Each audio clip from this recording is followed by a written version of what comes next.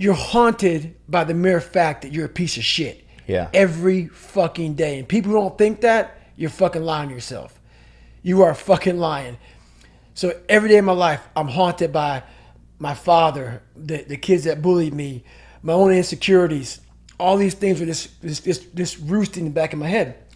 So I'd be driving home at like 7 o'clock in the morning from an all-night shift and all alone in my truck. And I'd be thinking, what the fuck, man? My life is hell. And I'm like, and I saw what I believed how a man should feel. Very, have pride and dignity in himself. Yeah. So like, I got to change myself. And I went through my own mental checklist of how fucked up I am and how many things I would have to change just to get an opportunity to try out for something like that. Have to get smarter, have to get fit, have to lose weight, have to do all these things, start running, swimming, everything. So I finally get to a point where I get the courage to go to a recruiter and say, hey, I want to go try to do this. But when you're 297 pounds and you want to go try to be one of the fittest people in the world, you get laughed at. So I got laughed at a lot. But in this process was actually hardening my mind. All the laughter, because the laughter used to make me cower. Mm-hmm. Now I realize that I can no longer hide from my insecurities, hide from all these fears. I had to start wearing them. Yeah. I had to start talking about them. I had to start being vulnerable because I was always afraid of them. So here I am now. I'm facing them. I finally find a recruiter that says, hey, we'll take you in. And he says, you have less than 3 months to lose 106 pounds. I'm like, that's fucking impossible. So that was my mindset. But I was like, hey, I can't have that kind of mindset. So I went to the dungeon and started using all my insecurities as strength. Instead of looking at being bullied and my dad messing me up and all this stuff like that, I looked at it as, who could have survived all this and still be here with the opportunity to go into Navy SEAL training? And so I started using all these negative things and started flipping everything on top of his head. Instead of saying, woe is me, kicking rocks, head down in the dirt, I started saying, there's not a motherfucker on the planet who would have this opportunity coming from where I came from. They would be a statistic. Yeah. So I started looking at it as power versus like big time defeat. And slowly but surely, every day, I started changing the voice in my head, because the most important conversation you will ever have is the one you have with yourself. Yeah.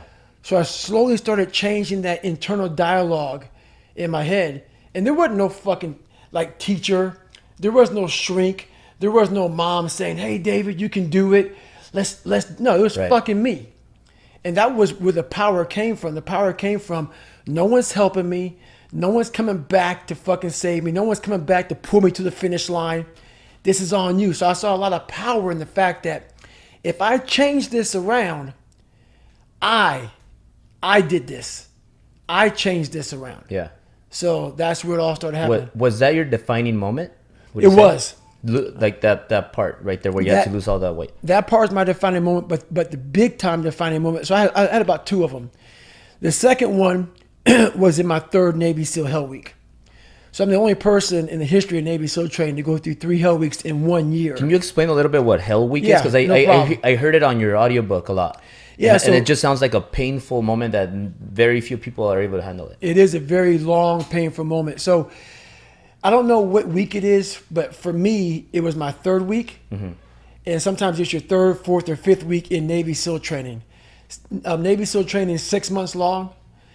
And this is like the biggest crucible in Navy SEAL. It probably in all of special forces, special ops. It's 130 hours of continuous training. And you might get 2 hours of sleep. And the whole idea is you start on Sunday and you end on Friday. You might get 2 hours of sleep. And the whole idea of this training is to get a man and break him down to nothing. And that's where you see what a man's made of. So to make it through one, most people say, I'm never going back through again.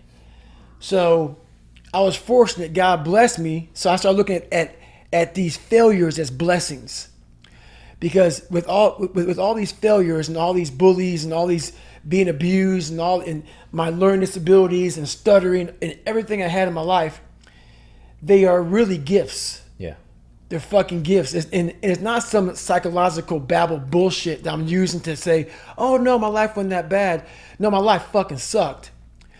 But they truly were gifts because all these different trials and tribulations led my mind to where it's at now. So Hell Week, once again, 130 hours. You get 2 hours of sleep maybe, and they beat the shit out of you. Beating like push-ups, sit-ups. And it's near the Pacific Ocean. So you're out in the Pacific Ocean, back in, and that water's fucking freezing. And so you see these men, these great men that I watched on TV, I'm now with them. And for the longest time, I put people who had better childhoods, better grades, better this, better that, I put them all above me. But now I'm on the same playing field as them. So when you get on the same playing field as these men who you think are better than you look at them eye to eye, and you realize that they're not.